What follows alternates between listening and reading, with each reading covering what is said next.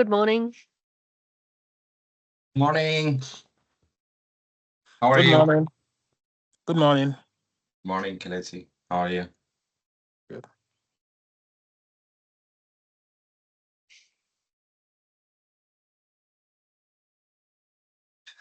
Morning, Nilam. Good morning. Yeah, how are you doing? Good. How are you for a Monday morning? Monday is always bad for me. Yeah, starting off a week. Yeah, The a pretty lot early of start, new. I think. Yeah. Yeah. Aki and Ariel, how are you?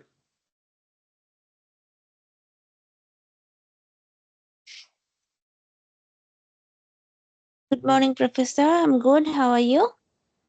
Yeah, I'm doing well. Thanks for asking. Thank you.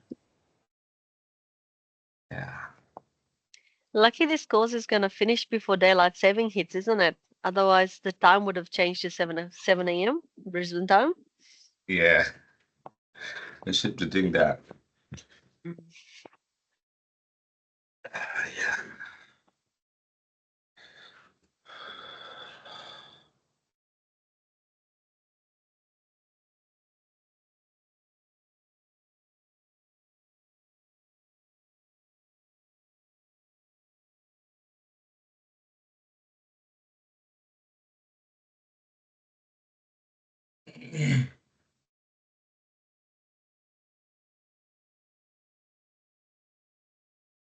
I'll be back in 2 minutes. Yeah, no worries.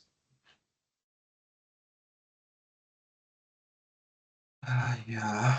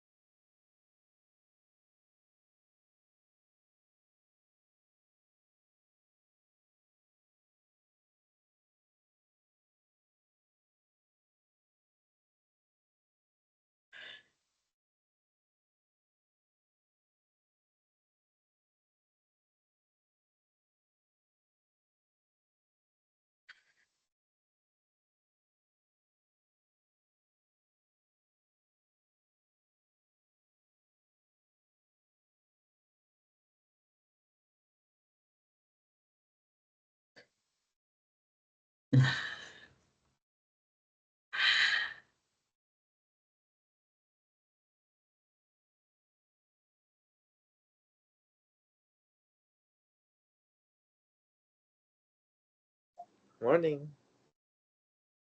Morning.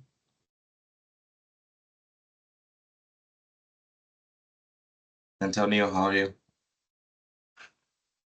Sleeping.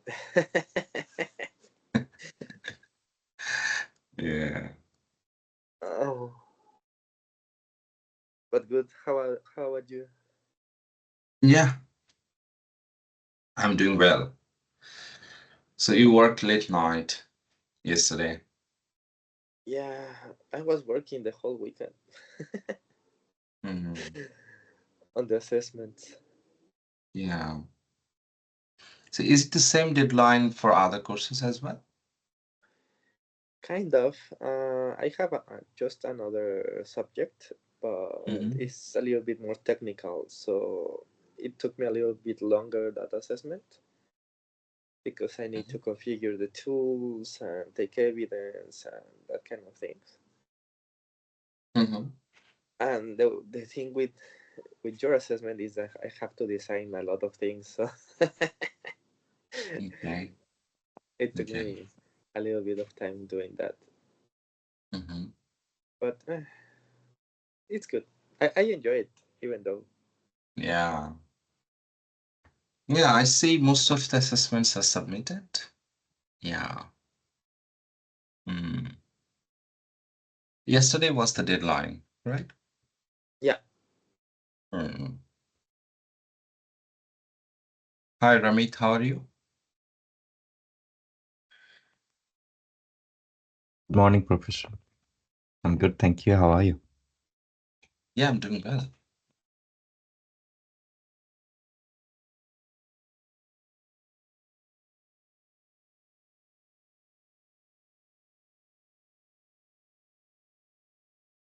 Where is Ryan? Maybe he's not going to join us today. Yeah, maybe working. Yeah. So Tanvir, I start reading assessment 3. Oh, already started? Yeah, you're so fast. No, because we have only 3 weeks, maybe Ah, less, yeah. to do so, and I see that it's a lot of work. Really? When is the Yeah, deadline? because it's August 20th, It's August 20, yeah.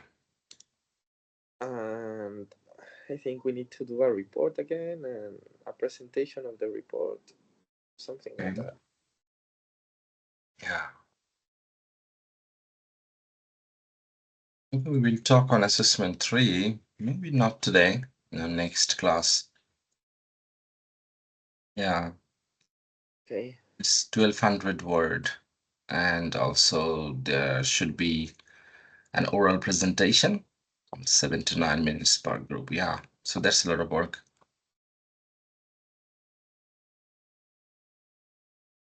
Okay. So okay, yeah. Okay, a couple of minutes. We can wait, then we start. Okay.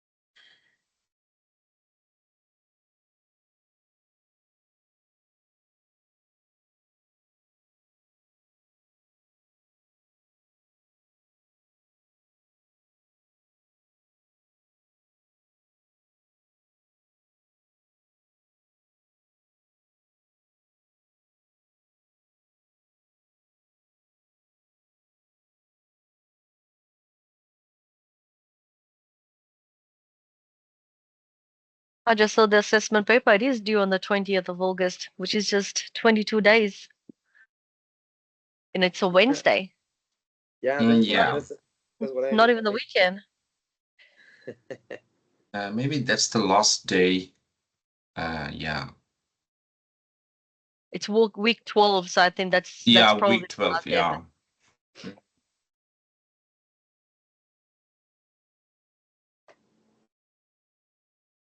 Okay. Hi, Ryan. Good morning. Morning. Okay, I think we should start now.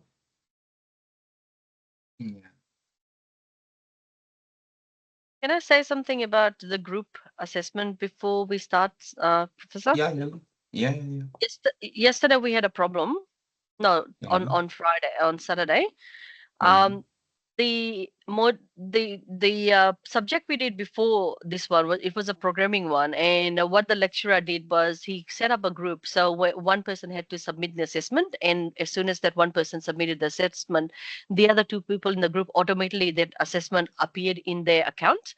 But when we did the same thing on Saturday, Mhm. Ryan and Kalichi couldn't see it in the account, the assessment, because I submitted it, and they had to submit it individually themselves to have them appear on the account. So I'm not sure why there was a sort of a difference. So if you haven't received assessment from few people, maybe they made an assumption that one person can submit and others don't have to, because we found out that all three of us, we had to submit it. It wasn't just one. So just wanted to call it out. Okay. Yeah, it happens. Like it could be a system glitch or something, but what I was telling you, like if any group member can submit the assessment report, that should be enough. And the rest of the group members, they need to submit the group contract form so that it doesn't appear empty. So, okay, it's all right. Like you have submitted, maybe Ryan and Kilichi didn't. It doesn't matter. No, they If did. They did. Because they it was also, something. if okay, if they also submitted, then nothing to worry. And if I face any issue, I will let you know. Okay. Yeah. Okay, so for your assessment, what you will be doing, just one submission is enough, and the rest of the group members, they will be submitting just the group contract form. But maybe the assessment 3 has video presentation as well. So maybe everyone has to submit. We will look into it, but not today. But do not worry, if there is one submission from a group, that's enough. All right. Today it is module 9.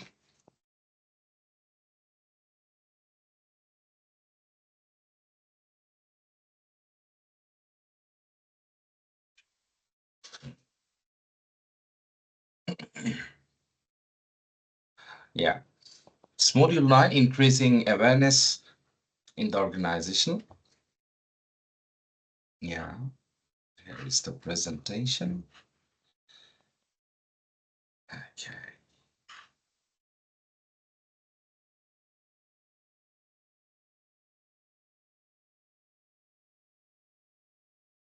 Please, anybody confirm? You can see the presentation screen. Yeah. Yeah. Okay.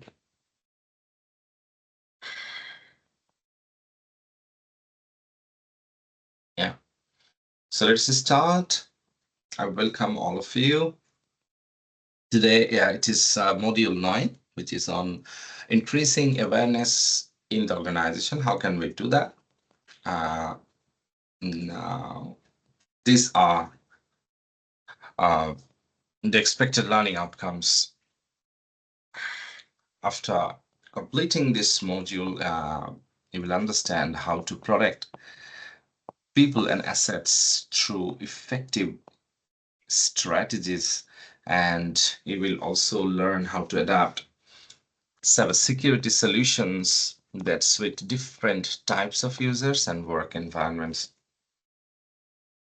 We will get to know how to communicate cybersecurity messages to different roles.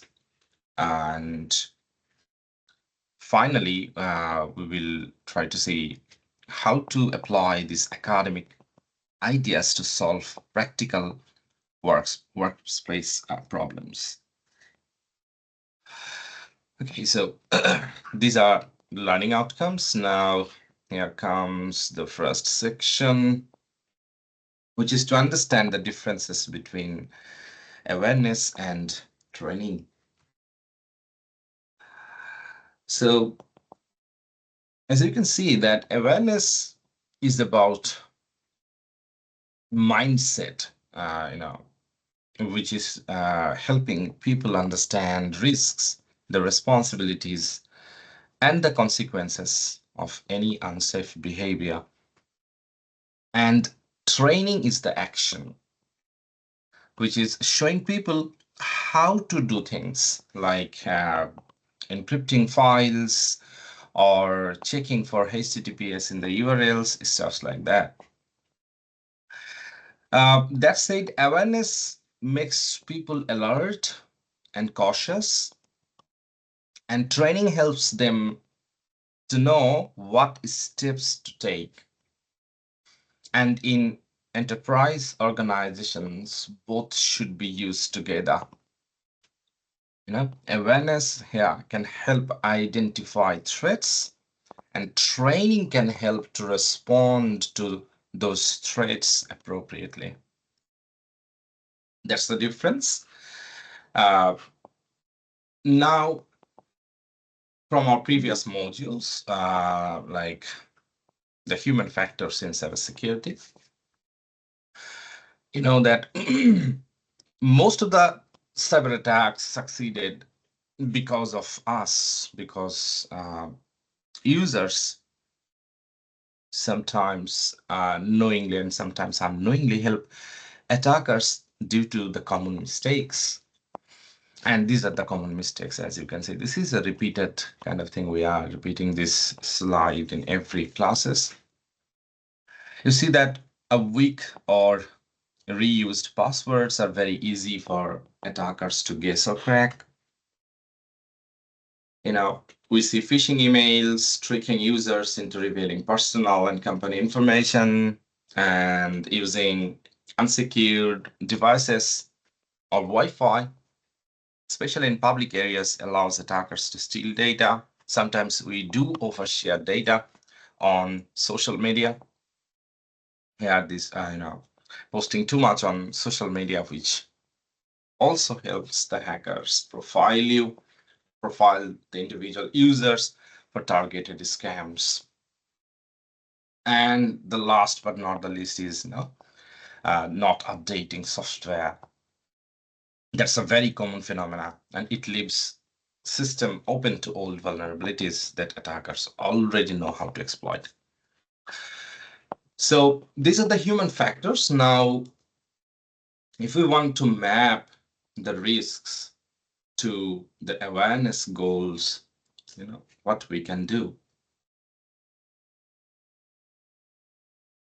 For example, as you can see, we can promote the use of password managers or any other different ways to handle multiple passwords for multiple accounts. To reduce phishing links, users should be trained to identify suspicious emails, how to report those emails to administrator, stuff like that. Social media safety tips should be there, which can prevent users from accidentally sharing personal or corporate data. And regular reminders should be there for everybody to help understand the importance of updating software to patch known vulnerabilities. Now we understand the difference between awareness and training. Now, how can we design a proper awareness campaign in any organization, and we follow different algorithms, we follow different standards, procedures. So here is one standard procedure, which is the 10-step awareness program. And here you can see we have 10 different steps to do that. First is to define the objectives, which is what behavior do you want to change. Next is getting the leadership support. And we know that if managers don't value it, or if the top managerial people, top management don't value it, then users won't do it either. In the third step, we have to develop a business case. Like we have to show how better awareness reduce the risks and associated costs. In the fourth step, we have to segment the audiences like we do in traditional marketing kind of thing. In any business strategy, what we do, we target the customers. So here we need to target the audiences as well. Like we need to tune the content for different user groups. For example, it could be the IT groups, the HR groups, and the segmentation should be unique and very much targeted. Also, we need to tailor the messages, like we have to use the right tone, and also the language should be considered. We shouldn't be using any tech jargons. Rather, in simple plain text, we have to explain the necessity. We can use some engaging tools, which is in the step 6. For example, gamification helps us a lot. That's what we have seen from histories. Yeah, we have to make learning a fun. That way, yeah, it works the best. In step 7, we need to do a piloting project. Like we need to test it on a small group first, then we get the feedback. And once we get the feedback, then in the next step, we launch widely, across departments. After we launch, in step 9, we evaluate. We measure the behavior, not just the knowledge.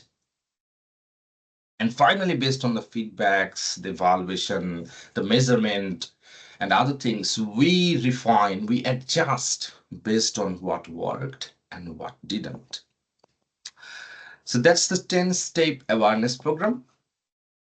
Now, here are some key components like the target audiences. I was telling you, like, it's kind of like the traditional marketing thing where when we try to launch a product, first we identify or segment the customers. The segmentation could be based on age groups, could be based on geolocation, or any other kind of criteria there should be. Here in awareness program and designing awareness programs, we need to have targeted audiences.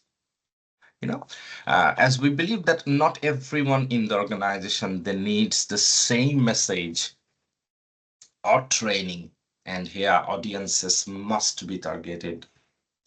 For example, you see that the executives, they need a summary of risks, costs, and compliance, not the very tiny technical details. The managers, they must focus on policies and compliance. The IT staffs, they already have some knowledge, but they can benefit from a scenario-based groups. For the general users, they need to understand the daily security practices, like locking the screens or verifying senders, and what would be the consequences if we do not follow these. So in one line, we need to target the different audiences that we have. And I repeat once again that, yeah, not everyone in the organization, they need the same message. It has to be very, very much tailored. Now, the different campaign delivery tactics that we have seen effective, these are the examples like micro learning, which is the 2 to 5 minutes video or messages that fit into the workday. This is a bit of information appearing as some form of sticky notes in your dashboard, like the workday or something like that, and it is useful. It could be some embedded messages, like having some reminders in the everyday tools that we use. It could be Microsoft Teams or email. So this very short and simple reminder helps us a lot. We can host monthly security events or challenges. We can also be using some simulated phishing emails. We will be sending fake phishing emails to everyone, and to measure the responses, like how they treat the phishing email. We know it's a fake one, but how do they respond? And the very important tactics here is to publicly acknowledge the strong security behavior. We have to acknowledge those persons, so others can get benefit. They do understand what's happening, and they also try to follow. Yeah. Now, when doing this kind of engagement things and tactics, we follow different kind of things. Yeah, we also face some barriers, like many users ignore training for different reasons. For example, you see that most of the time what we see, I don't have time. Yeah, so we have to understand the problem. Yeah, so we need to make the training short and easy to access. It could be just a 5 minutes video. Do not kill others' time. It's very important. If you take too much time to explain a certain thing, they will not get it. Rather, they will say, I don't have time to do these things. Sometimes also we see, not my job. The IT will handle this. It's just like that. So we need to show how each person's actions impact in the overall security. And if we can do that, then they will understand everyone is a part. It's not the job of the IT persons. We have to make it simple. Otherwise, people are gonna say that it's too complex. Yeah. So we have to use everyday language and some relatable examples. And we shouldn't be using any tech jargons. So it has to be simple. Otherwise, they are gonna say it's too complex. Also, we need to keep things fresh, varied, interesting. We can utilize the concept of gamification and other things to make the learning a fun. Otherwise, they will get bored for sure.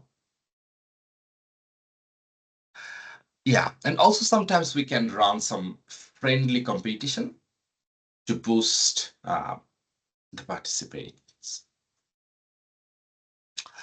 Yeah, so now we understand the difference, the 10-step awareness program, some of the tactics, and what we see. Now, a standalone internationally recognized model, the CATRAN model, we need to have a look at the model. So here you can see it is a cybersecurity awareness training and assessment model, an internationally recognized standard one. And it covers training, research, planning, and assessment as well. It also encourages continuous feedback and improvement. Yeah, and it is also designed to work across all roles and departments, which is very important. Now we do have some phases in CAD-CAM. The first phase is assess the current awareness level. That should be the first step. And here we utilize different methodologies, including surveys, threat analysis, and review of past incidents. Next, we identify the weak points, the pain points, the user habits, stuff like that. Once we have those things, we can set a scope for the training. I mean, who needs what type of training and why? As I was telling you, these trainings, these messages should be tailored. So we need to filter the audiences, the people in our organization based on their needs. And we need to set a scope for the training. When we have those reports and other things, then we know who needs what and why they need that. After all of these, we can establish some baseline metrics to compare the results and follow the next step. So once we are done with the first step, which is the assessment, next is some planning. So here we align the security goals with overall business goals, and we can choose different formats. For example, we can use live workshops, e-learnings, or emails could be there. We can assign responsibilities to departments or trainers. And also we need to ensure that there is a proper budget and tech tools available. Yeah, and most importantly, we need to develop the role-specific content. As I am repeatedly telling you that not everyone in the organization then needs the same treatment. So it has to be very specified, very much tailored. So we need to understand their needs, their pain points. We need to filter, and then we, design the campaigns and other things. Okay, so the next phase is deliver. And here we use multiple platforms. We can use the learning management system, meetings, emails, or any other platforms or channels. And it should be a mix up between formal lessons with informal reminders like pop-ups or posters, stuff like that. And we have to include real life examples to make it relevant. And yeah, the accessibility should be there.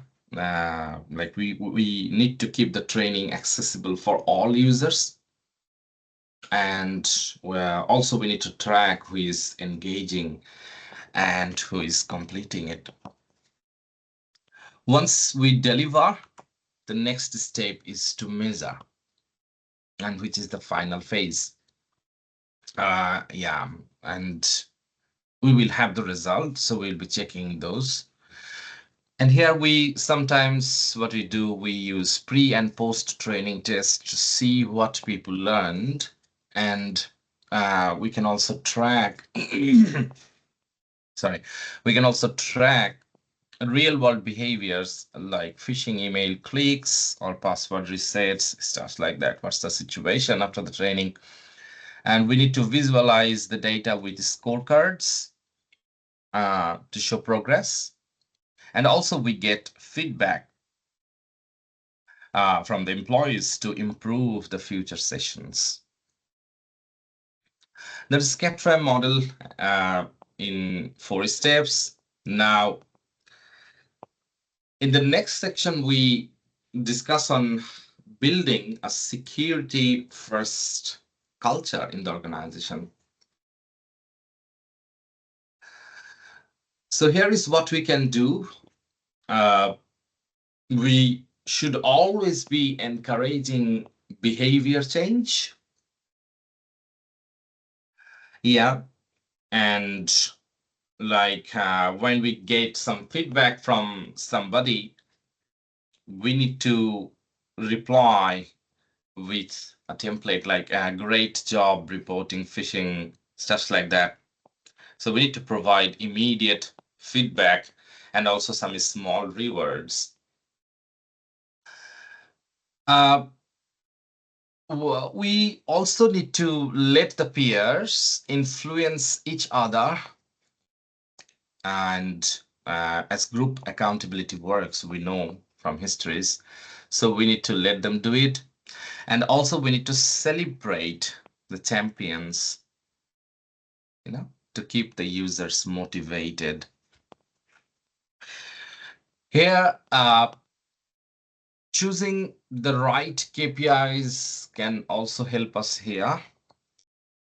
Like the number of phishing simulation, the past, the count, the number of simulations. It could be one of the measurement in KPIs.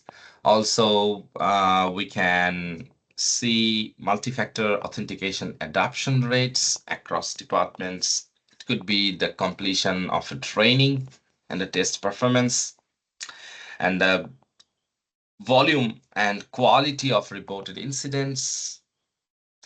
Also, the changes over time, like fewer policy violations, stuff like that. We should be including these metrics when we are calculating the KPIs for each employee. And here, transparency is so important. And we can use different colors, like what we see in the street, red, amber, and green. And we can utilize these colors to visualize the performance. We can summarize the key security metrics. We can highlight where improvement is needed, and also encourage positive competition between different departments. Yeah. What else we can do to build the culture is to use simulations and tests. This is so important. As we know that simulations, I mean, mimicking the actual environment, but it's a fake one. Here, the simulations can create realistic learning experiences. Yeah, so we can design some phishing simulation test to understand the user reactions in real scenarios. It could be a USB drop test to show curiosity risks. It could be quizzes. It could be games, so that we can eventually try to make the learning in a very fun way. And we should be encourage the learning through, say, failure. If there is a failure, it should be a starting point of a new journey, of a new learning. We should be treating those failures as a learning. And what else we can do from ourselves? We have to ensure that all of the tools and templates that we share and use, it's secure by default. I mean, secure by design. So when we are going to publish our next version of the software that we use, we have to make sure that every modules and components in the software is secure by design. It has to be simple, very simple, but secured at the back end, not in the front end. So the users, they shouldn't be seeing what sort of algorithms we have implemented in terms of authentication. They should just see login and password. But behind the scene, we are maintaining or implementing the very toughest algorithm. Yeah. And we are encrypting the data behind the scene, but the users, they don't need to know that. So we have to make everything secure by default, the templates and tools that we use. Any checkpoints should be secured. like data uploads. It has to require security approvals at key stages. It could be just a multi-factor authentication. When it's a bit critical, we want to re-authenticate at that point, stuff like that. As I was telling you, in order to have a culture, we need to push regular security tips through different kind of chat apps like Slack or Teams we use in different organizations. So we should be sending weekly tips. And this is so important that we need to acknowledge. So we need to reward good behavior openly, loudly, so that every other people inside the organization, they do understand what that person did and why he's getting some acknowledgement. Yeah, and it has to be transparent all the time. So yeah, we have to keep the reporting visible to leadership board. So now, yeah, what is the best practice that we have discussed so far? First is to combine both awareness and training, which is the mindset plus the skills. The mindset is awareness, the trainings are the skills. We need to adjust training to match each user's needs. That's the most important thing. We need to design targeted contents. Not everyone in your organization, they need the same treatment. We can use CATRAM as a structured approach to awareness campaigns. Follow the 4 different steps, document everything. That way we can utilize the industry standard. We can showcase these uses of CATRAM in order to be compliant and gain customer trust and other things. We should keep our content updated so the users, they stay engaged. Like when there is a new launch software and it includes newest technologies, we should be discussing or openly discussing those things with different people in the organization. And when we are doing all of these steps, we need to ensure that we are involving everyone. No one is exempt from learning. Even they are sitting at the top higher position, even then they need to understand. So security awareness is not optional. It's essential for all. And when the users, the humans are aware, they help stop attacks. And this is what we have seen from the histories, from past incidents. So we need to design the awareness programs in such a way. It has to be well planned. It has to be tested. It has to be targeted. It has to be updated, and it has to include everyone. That's the thing. That's the end of today's lecture. Do you have any question?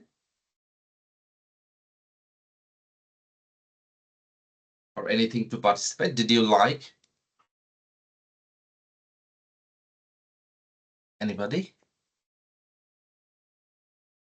Where is Khan? Khan, are you there? Khan, Yes, my friend. here. Yeah. I'm here. Okay. Did you understand? Yeah, I understand, teacher. Yeah. Do you have something to say? For now, no, I don't have anything for now. Okay. Anybody else? Do you have any thought on this? It's just a simple, yeah. Neelam, please continue. Yes, the concept is very easy to follow, and Yeah. it is very evident. A lot of companies have started adopting this, and this sort of adaptation has been in my company that I work for as well. I work for one of the fourth largest telco here in Australia.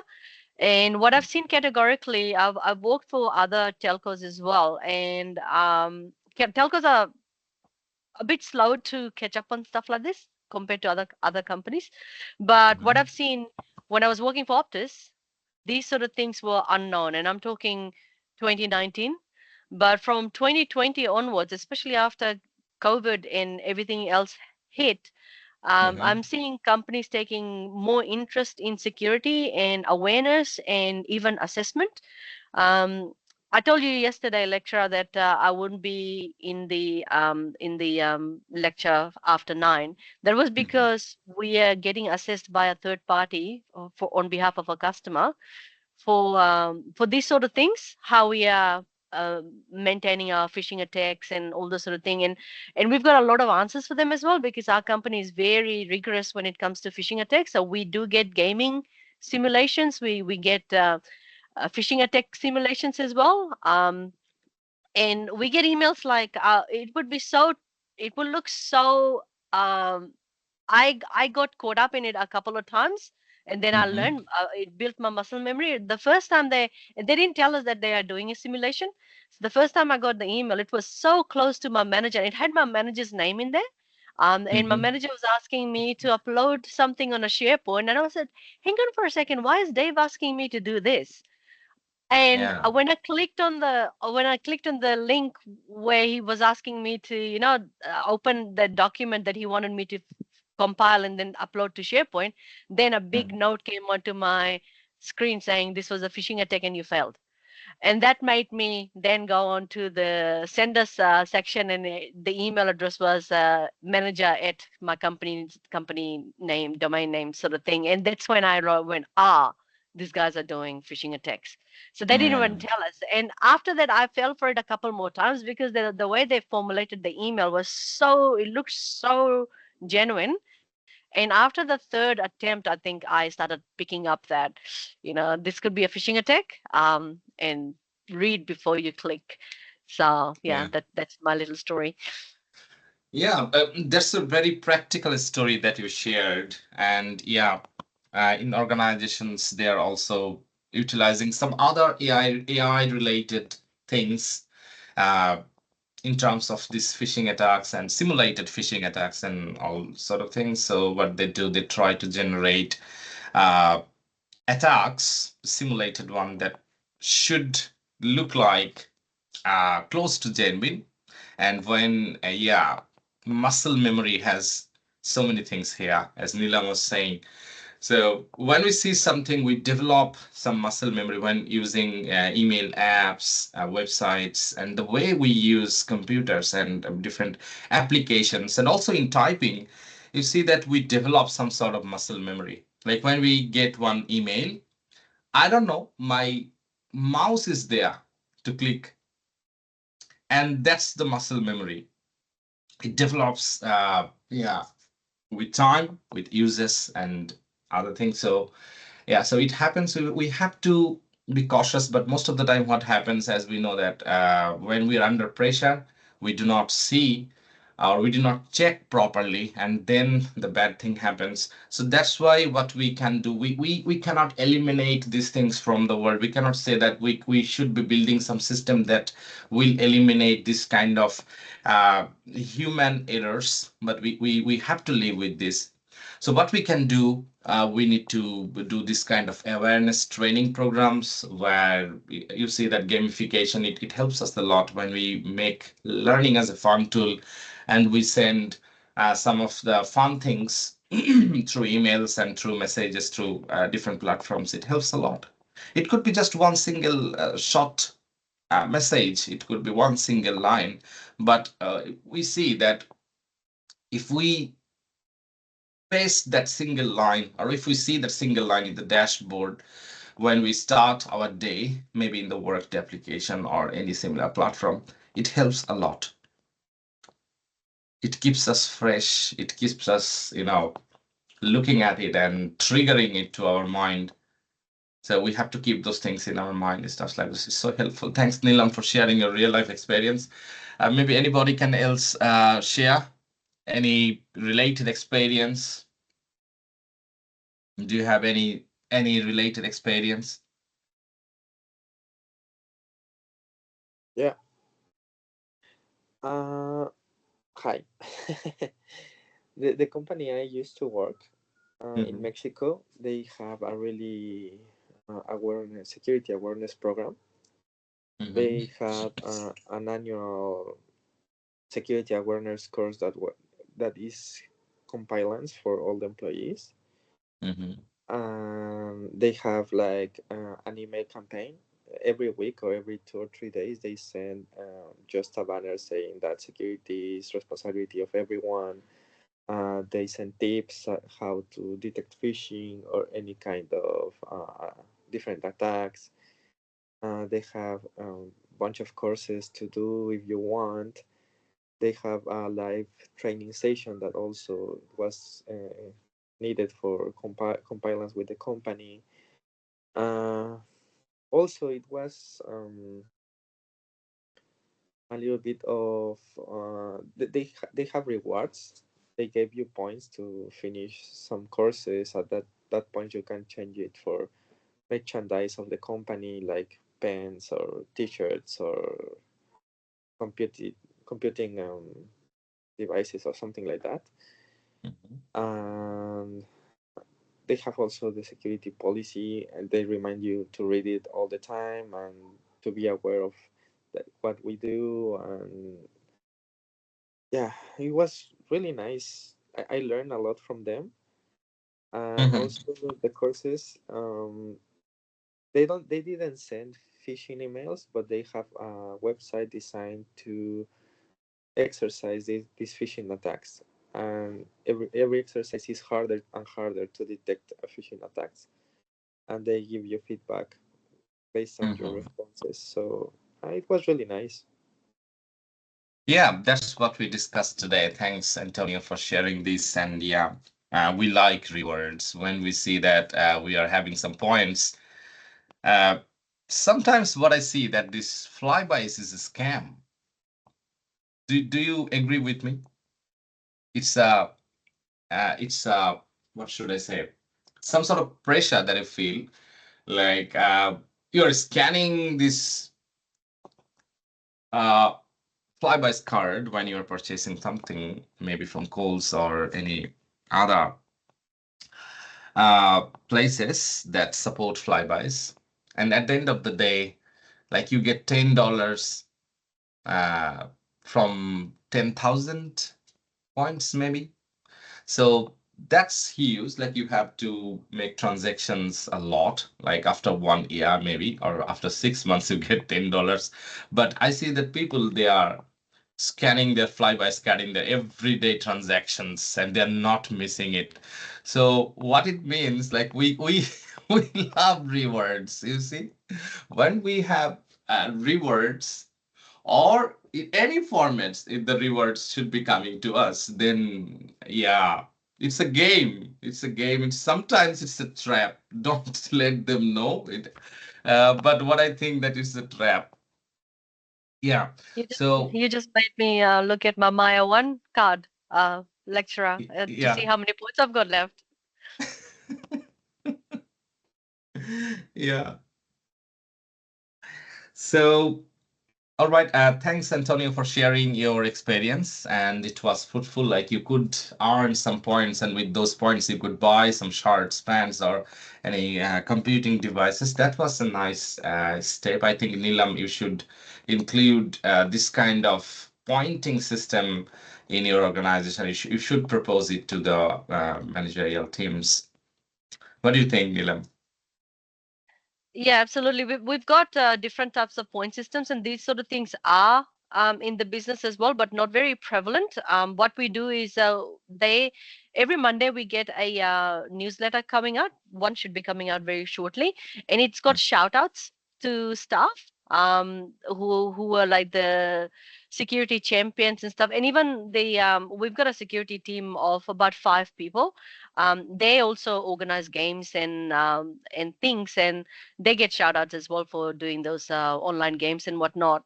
So they do get I'm not sure which voucher they get, Westfield or something, but at the end of every quarter we have an awesome um Aussie Award, which is given by our CEO at the end of every quarter. And security people, there's a special section for the security champions.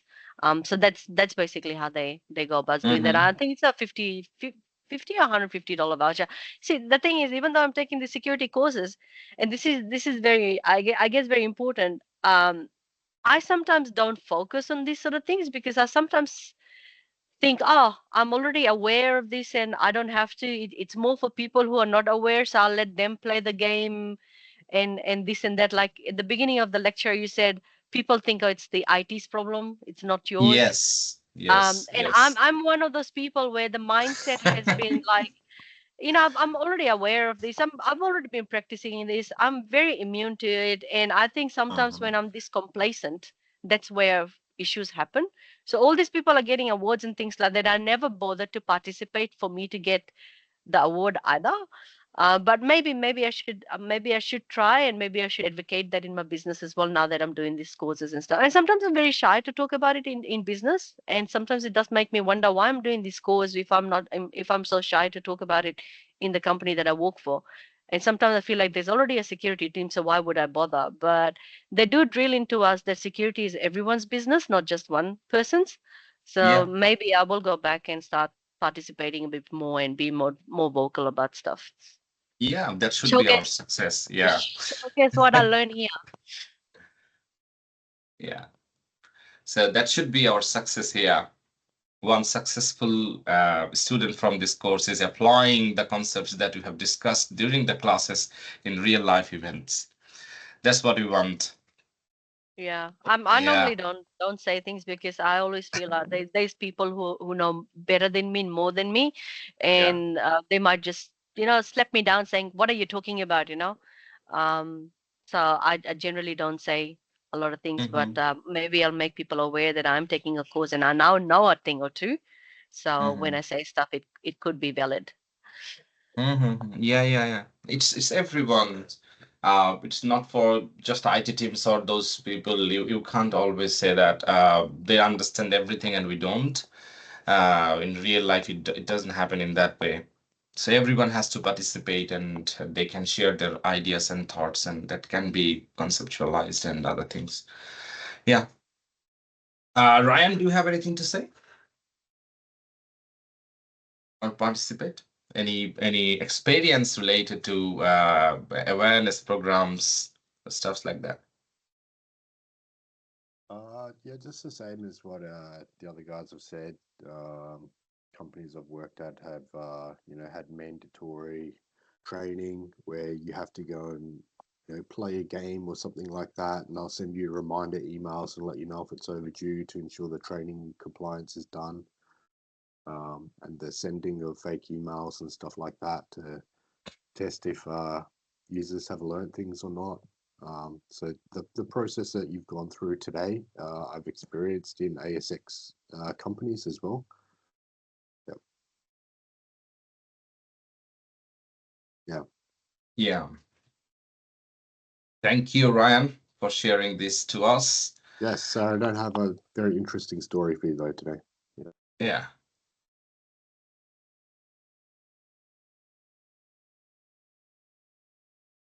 Okay. All right. Okay, so now we take a break, and once we return, we work on activities. So I'll have to drop off Yeah, yeah, because yeah. of some stuff coming up, but I'll Mhm. chat to you guys on Monday. Have a nice week. Yeah, you too, Dylan. Okay, guys, so we are having a break now, and then once we return, we will work on the activities that we have. Yep.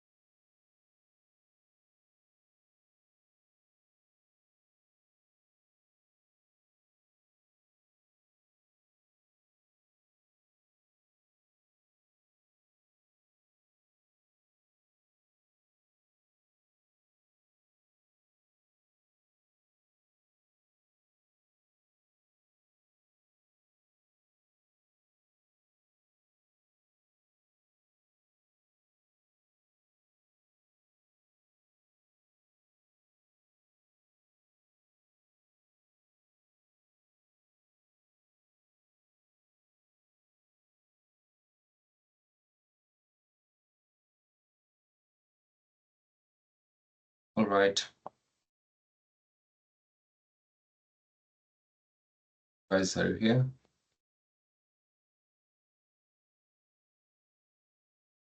Yeah.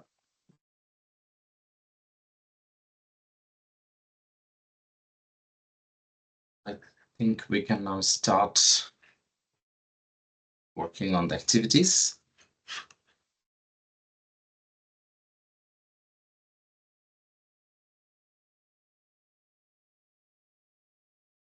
We have 2 activities for today.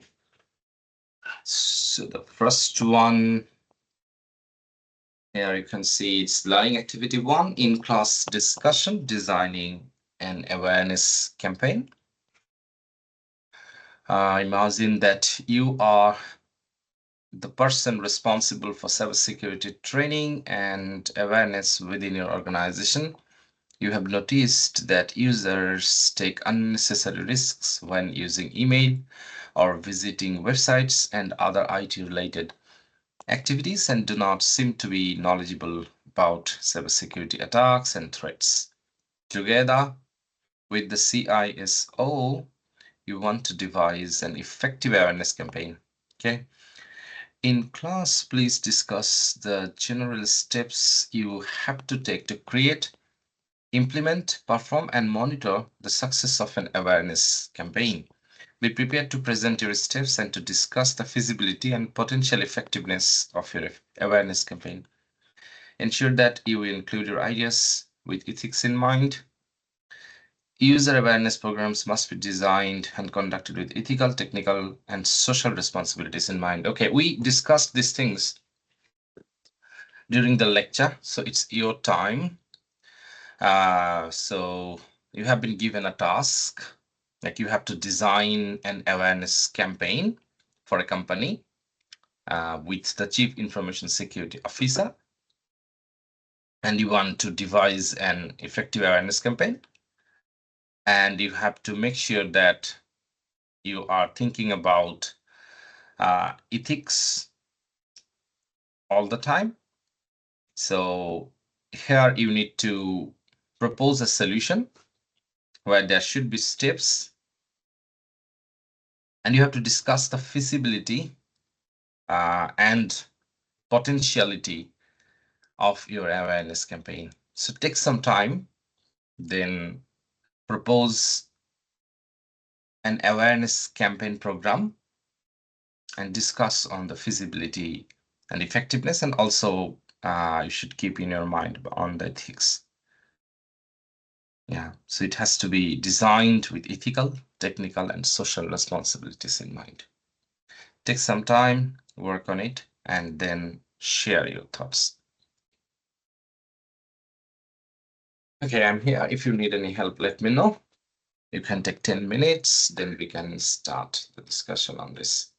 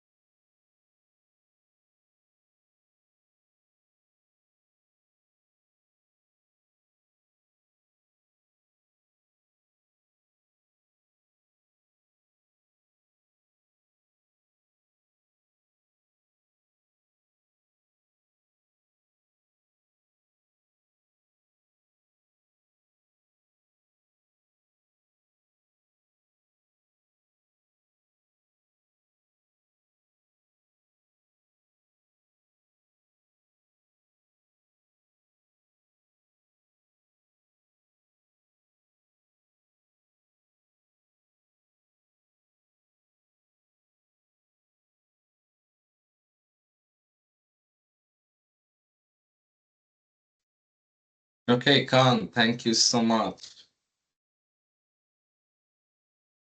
Yeah, Thank you, could you teacher. please start? Yeah. Yeah.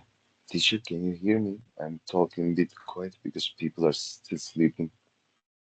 Yeah. Yeah, okay. Teacher, so we are doing this. I mean this campaign because people in the company are not careful with the emails and websites, and they don't know much about cyber risks. And we wanna teach them how to be safe so they can protect the company and also themselves. And campaign should be for all employees, but I mean different groups should get different messages. For example, managers should learn about risk planning, but office workers should learn how to stay safe in online platforms on the internet. And uh, we will teach topics like how to see phishing emails, how to use strong passwords, and why multi-factor authentication is important. And we should also explain why people shouldn't use unknown USBs and they shouldn't download bad files. Uh, yeah, that kind of stuff. And while teaching, we can use short videos, emails with some tips, and we can perform a fake phishing test. And we shouldn't use real names in reports because we want everyone to feel safe and while they are learning. I mean, and we don't want to shame them. Uh, in the end, we can check the success of the campaign by looking at how many people click on phishing emails, how many of them finish the training, and we can have feedback from them so we can improve our campaign. Uh, I can say these things. Okay. Okay, Khan, that was yeah, insightful. You have explained your proposal. Mhm. Let us discuss in terms of feasibility uh, and privacy of the users. Did you think on these two concepts, the privacy of the user and also feasibility? Is it going to be feasible or not? How it's going to be feasible? Did you think in that way? Uh, Actually, privacy uh, of the company worker, you mean, teacher, right? Mm-hmm. Yeah. Yeah. When I think on that, uh, I mean they shouldn't share their personal information uh, on the emails via the phishing emails. I can Mm-hmm. think like that. For example, PII for the credit card things, and there are different type of uh, things that I don't remember right now. So I can say that. Yeah. Okay, I was telling you like when we are designing that kind of an awareness campaign, what we should be doing, like we are training the employees, we are Hmm. getting feedback from them. Hmm. And one important point here is to have a friendly atmosphere so that they can report anything if they find any suspicious activities. It could be any fake emails or phishing emails, or it could be Yeah. any other breach. So there should be an atmosphere where Yeah. anonymous messages could be sent. So if you design your awareness program in such a way, it becomes a very fruitful. Do you get my point, Khan? Yeah, I understand. To encourage them to report the issues, you mean, teacher, right? Exactly. Yeah, we can give them rewards to encourage them. Yeah, rewards is one of the pillars, and the second thing is you should be having such an environment where nobody will be in any form of hesitation submitting any incidents. So it has to be anonymous most of the time. Mm. And in terms of feasibility, yeah, you have explained the steps, like you were explaining targeted messages or targeted training, and also getting feedback from them, which in return explains that it is feasible in nature. That's good. Thank you so much, Khan, for participating. Anybody else? Do you have any thought on this?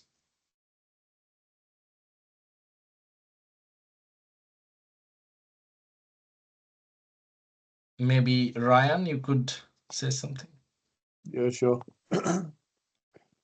I'll just screen share if it's okay, please. Yeah, please proceed. So, when reading this, it seems like we need to create a strategy for our problem. So I've kind of made my strategy here, and I think I have missed steps in the lecture because I just don't remember what was in all of the slides. But the first step, I remember there being doing an assessment of the problem. Yeah. So the first step is to assess the problem. The problem is email usage and visiting bad websites. And then the next step I have, and sorry if I've missed some stuff here, but decide on the campaign objectives. So our campaign will be awareness training and promote good email use and smart browsing, because those are the problems that were noticed. And then the next step is to create the campaign content. And so the content could be games or gamification, as you mentioned. Could be videos, or it could be notices that are built into the content that the users see or use, or something like that. With targeted content related to the things in the campaign that we're trying to solve. And then the next step could be having training sessions. But as you said in the lecture, you don't want to overwhelm users. You want to keep it interesting and keep them focused. So there should be like small tidbits, I guess. And then after all of that is done, and I'm pretty sure I've missed some stuff, and you and Khan already talked about stuff that I know I missed. Move on to the monitoring phase and evaluating the effectiveness of the training. And we can do simulations. We can send test emails to see if users click on it and track those clicks. And we can collect all of that data and then analyze it and assess it, and maybe check it quarterly to see how the campaign is tracking. And then once we get the data, then we can plan if we need more training or if we need to change the campaign because it's not working properly or whatever. Yeah, that's kind of my strategy. And yeah, I know I missed some stuff, but I think I got the general idea of it though. No, you didn't miss anything. It's absolutely fine. Like the first step is assessment is there, planning is there, and then running the campaign. I can see it's there. And once you get the metrics, then we can monitor and evaluate the effectiveness is also here. So you are not missing anything. Some of the very tiny details that we discussed, those were considering the privacy things, and also one of the things could be the ethical considerations and feasibility. And you have explained how it could be feasible. It's so nice. Like you are planning the campaign to be specific, very much targeted. And yeah, and you are also encouraging to have small training sessions which doesn't overwhelm the user, making it really simple and interesting and a fun thing to understand. And that's the most feasible thing that we can do in return. It becomes feasible. Yeah. And more training or changes to campaign as needed. Yeah, it's good. Can you please discuss a bit on the ethical perspectives or the privacy perspectives? What do you think on your strategy? Yeah, this is I'm not too sure. But by the way, before I answer though, can you clarify? Are we talking about? Can you give me an example of what we're talking about exactly? Yeah. So it's about you see that when we are trying to develop any awareness campaign, and there should be a part where the users, the employees, they will be posting some of the incidents that they didn't like, or they see that it is not the appropriate one, or they think that it's kind of a fake thing. So there should be some platform where they can post the incident anonymously. That way the privacy is preserved. They will not be in a situation there will be hesitation to do that. So these are the privacy related concerns when designing the awareness campaign and getting the feedback from the user. And the next thing is feasibility, which you have already covered, and any ethical consideration in your mind related to the strategy. That's the thing. Like, how can your strategy define the ethical perspectives and also the privacy related concerns? So that would be in this step. I think I've just put a comment here. The Mhm. number 5, when you're going to the implementation phase. So I think you covered that pretty well. So you want to allow anonymous submissions, so users are not going to get punished and they're encouraged. And maybe even I think you mentioned you can even have a reward or something like this at this stage. Yeah. What was the other thing? So that's the privacy thing, right? What was the ethical part? The ethical part is something like designing the campaign and getting the feedback from the user that doesn't go against any ethical actions. For example, when you encourage a circumstance like this, if I say it as an example, like in an organization, there could be a situation where a person sees that some other colleagues, they're doing bad things, and what they can do, they have many options to do. First, they can inform using the anonymous submission system, or what they can do, they can directly talk to them, like why you are doing this, or they can discuss this with any other colleagues. You get my point? So they do have a list of things when they see any inconsistencies.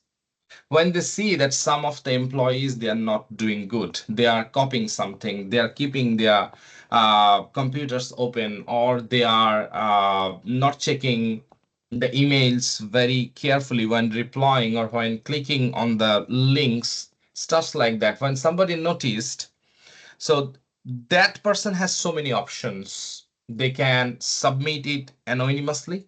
They can talk to that person who is doing that inconsistent behavior. Also, they can discuss with other peers during a cup of coffee, having a cup of coffee, they're discussing something, and that time, they can discuss. So there are many different things that they can do. But if we design the campaign secure and ethical by default, and we encourage them not to choose any other options, rather submit it anonymously. That way it can also, you know, handle the privacy related issues and also the ethical perspectives. So with this, I've written a couple more comments. If you could look at here, number 6, please. Would this be so? Okay, so if someone does anonymous reporting of ethical issues, one approach could be to update the training and do more training on that, because that way you're not going to target an individual and make certain people feel bad or something like this. You're not attacking someone, it's just making the training more suitable. But if there's also an issue, like if we're talking about an ethical thing where someone's actually doing something bad or nefarious, maybe the company governance and policies need to be updated to say to staff, there's a new policy, you need to read and accept this policy. This is not something that we allow, or something like that, you know? Would that be appropriate? Yeah, it's appropriate. It's appropriate, and on top of that, you see that we are tuning your strategy. We're making it the best one, right? So what we can also do, like we should be encouraging the anonymous submission, not discussing it with peers. So you see that culture helps a lot when we have such a culture, when we do not see anybody discussing these bad things in the coffee shop or any other places. We see that yeah, everyone is encouraged and follow the culture. So building a culture is important. So we also reward them to post it anonymously rather discussing it with peers. Yeah, although this step is very subtle, but yes, it's effective. Yeah, Antonio, you want to participate? Yeah, I Yeah. think another maybe ethical approach could be not highlighting the mistake rather than I don't know, taking like an opportunity of improvement. Yeah. Talking to the employee, saying that he's a really good employee, highlighting their qualities, but telling them that there's an opportunity gap because regarding the cybersecurity breach or whatever he does, just to make it like an opportunity to improvement and enhancement of his activities. Yeah. Yeah, you see that this is also a good point to consider, Ryan. Yeah, just add a point here. Like this will help you in your assessment tree when you will be answering to the questions that you have in assessment tree, and you have to design an awareness program, and you could utilize these concepts. Yeah, and the screen is recorded. Everyone can take a look later on. So yeah, any other thoughts? So Antonio's like essentially to recap what Antonio said is we don't want to punish Antonio, users. please recap once again. Oh yeah, sorry. It's okay. Antonio, yeah. Well, I was saying that instead of underscoring a mistake, we can talk to the employees like making an improvement gap in their activities or in the professional structure or development or the development that the company has. Just highlighting how they can improve their work or their activities by addressing the cybersecurity breach that they had. So it's like highlight how to improve the work and the activities without directly highlighting mistakes. Without directly punishing and directly highlighting. Yeah. Basically, do you agree? complimenting the employee. You can compliment the employee and just keep going to regard their development as an employee. Yeah. Okay. So what we have done, we have taken points from Khan, we have taken points from Ryan, we have taken points from Antonio, and the work is here, and you see that gradually it's improving. Any other thoughts from any one of you? Like, how can we improve the awareness campaign? Anybody wants to participate here? This is a collaborative work we are doing. Yeah. Well, what I wrote in the last assessment, yesterday's assessment, Yeah. was that when you find something to bind with people, like merit matters, maybe practical things to the day to day. We saw also in the presentation. We need to categorize the audience because the campaign will be targeting regarding the role, the age, maybe even education from the users. So for maybe, I don't know, operational users, the campaign will be addressed as a day-to-day activities. If you address to managers or more administrative roles, maybe you are targeting the campaign to operation, well, to losses, to numbers, to maybe you can address from a ROI perspective.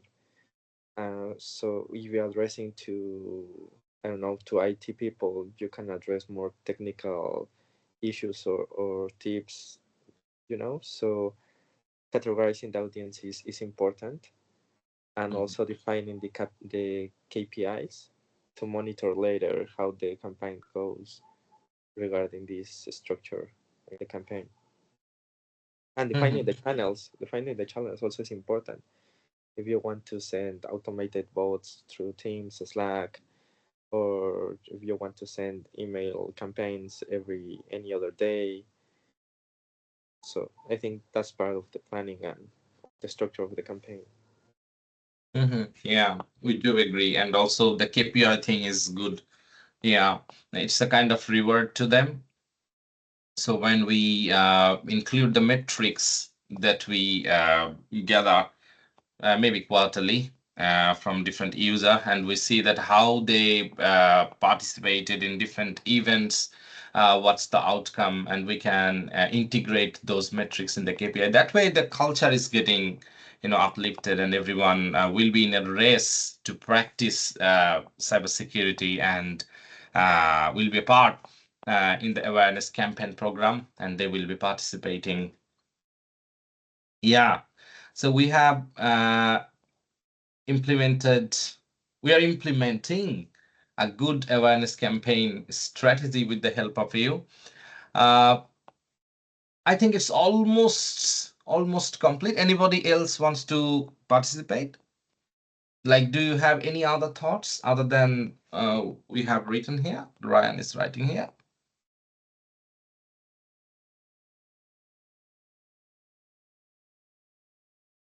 Anybody else? Choose someone.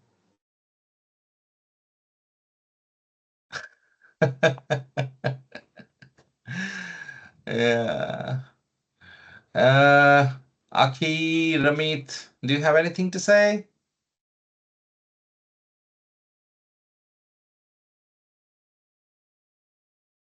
Sonam, Sarita, Brian. I think the only thing I can add is I'm not sure if it already falls under the updating training based on anonymous ethical reporting. I'd say if new threats and technologies emerge, maybe that can be an added point. I'm not too sure. Could you please elaborate, like when we encounter any new technological threats? Yes. Do you mean that? Yeah. Yes. So, yeah. Okay. Okay, so what we need to do here is try to cover, new relevant threats. Yeah. Okay, and we can design the games to incorporate those new things. It shouldn't be just the regular phishing, what should I say, phishing simulations. Other than that, we can create simulated environment covering the new and sophisticated threats that we see, right, Brian? Yes, right. Yeah. Thank you for participating. Sarita, you have to say something. Sonam, at least you say that you do agree with these or not. Sarita and Sonam, are you there?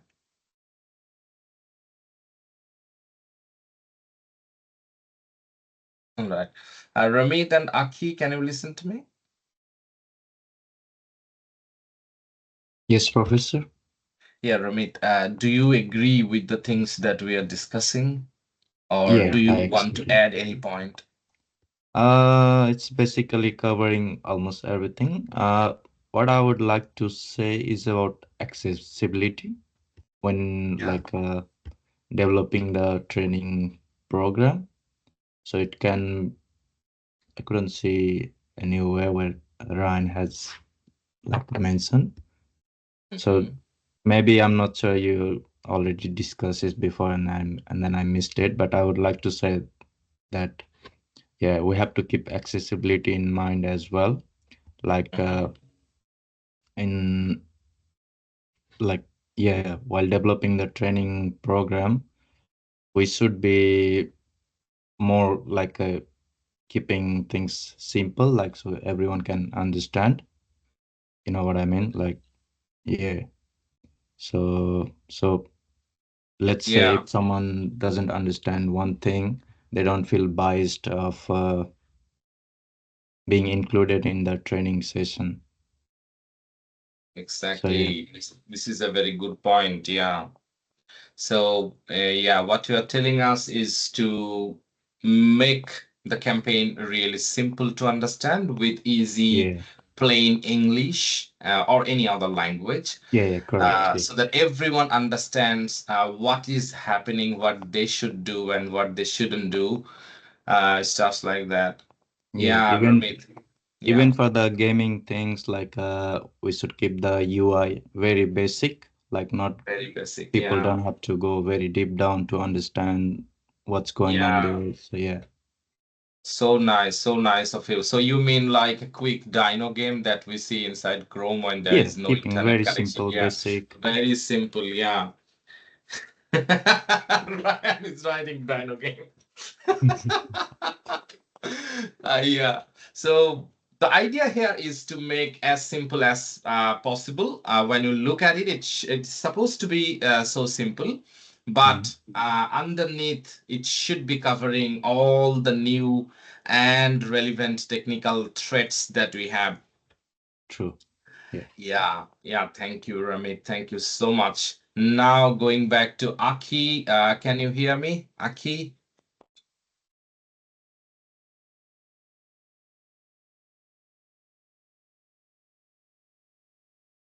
Yes, Sarita, thank you so much. You agree with us. Yeah, Aki, if you have anything to say, do you have anything to say, Aki? Maybe not. Okay, Khan, at this point, you see that your insights we are polishing and we are making it a really feasible one. Do you think that it's okay or it's going good or not? Yeah, I think it's going good, teacher. Yeah.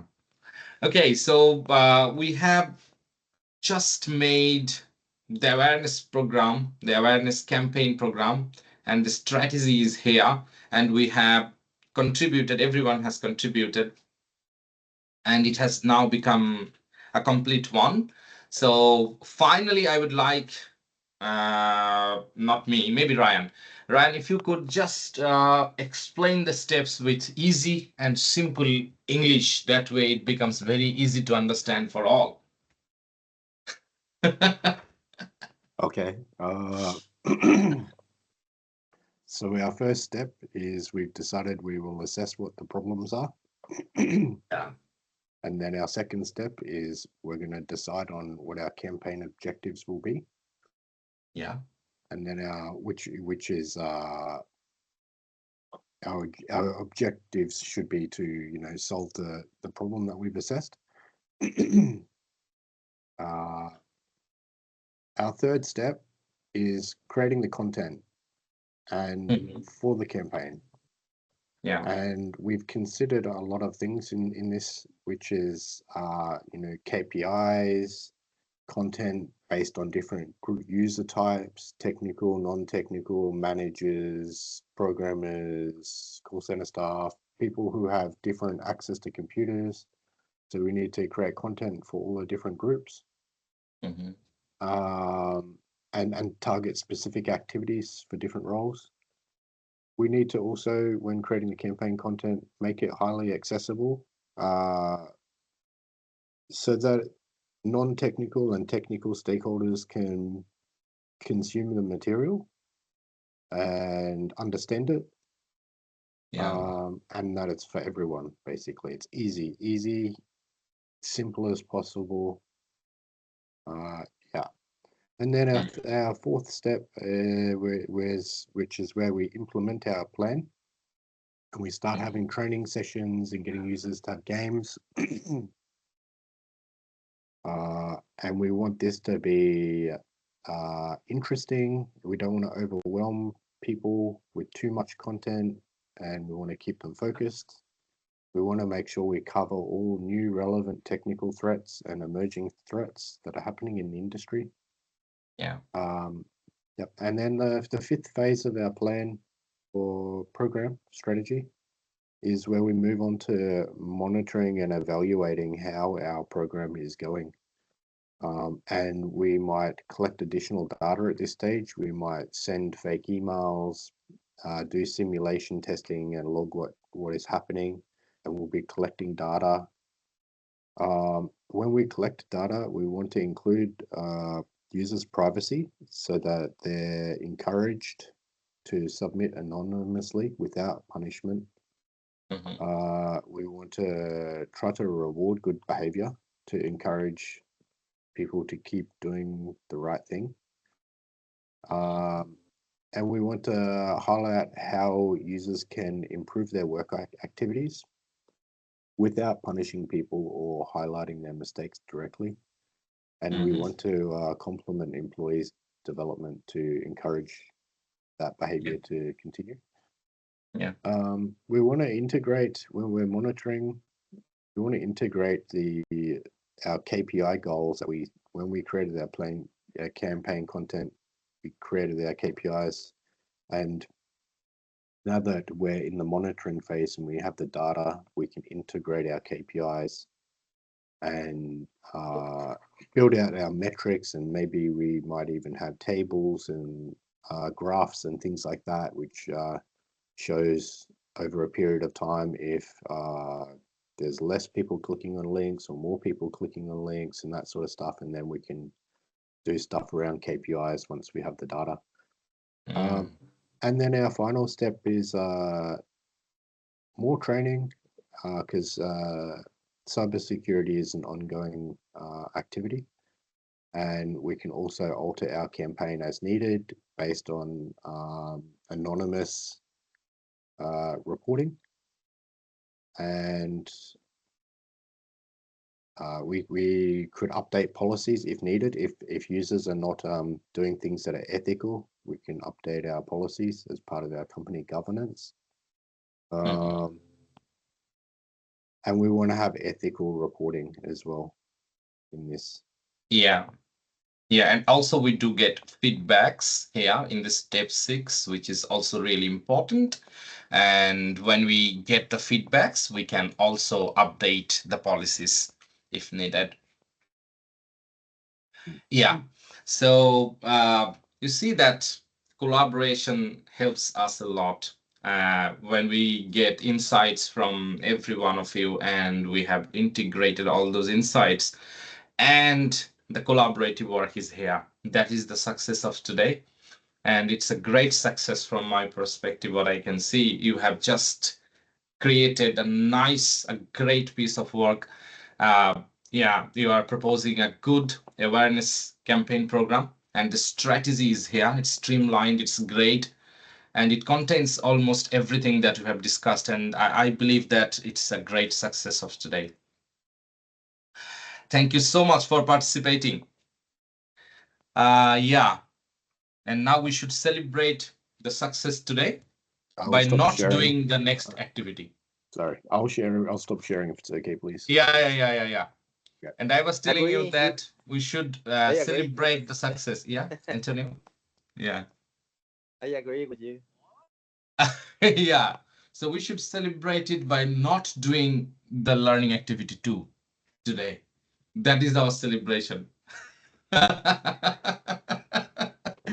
And it was great. It was great to see that when you participate, it really helps us a lot, and it really helps us polish what we are thinking. Like from one human brain, sometimes we face difficulties to accumulate things together, but when we get insights from a list of people, then it becomes really fruitful.